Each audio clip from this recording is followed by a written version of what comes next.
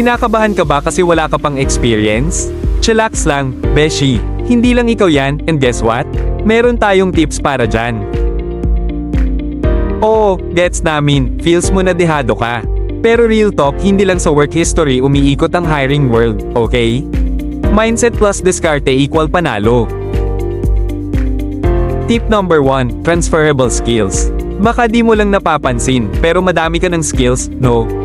Yung mga natutunan mo sa orgs, thesis, side hustle, girl, boy, skills yan. Communication, check. Teamwork, check. Problem solving, lodi ka na dyan. Tip number 2, ayusin ang resume. Huwag OOS sa design, keep it crisp. Kung may school project na relevant, sige go, ilagay mo. Basta legit yung gawa mo, count yan, besh. Tip number 3, online learning is key. Ang daming free courses online, promise. Kahit YouTube, Coursera, Google, gamitin mo yan para makakuha ng certificates. Tapos ay show off mo sa resume at sa interview. Flex mo growth mindset mo, di ba? Tip number 4, makipag-connect. Huwag ka mahiya, best, mag-message ka sa LinkedIn or sumali sa job events. Minsan isang, hi po, lang, biglang may referral na. Sino mag-aakala, di ba?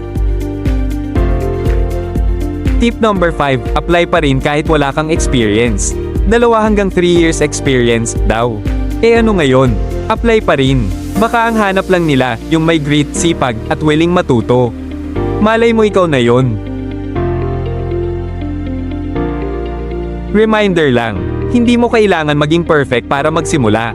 Kailangan mo lang ng tiwala sa sarili at lakas ng loob na mag-apply. G ka na? Tara na, apply na. Baka ito na yung sign mo.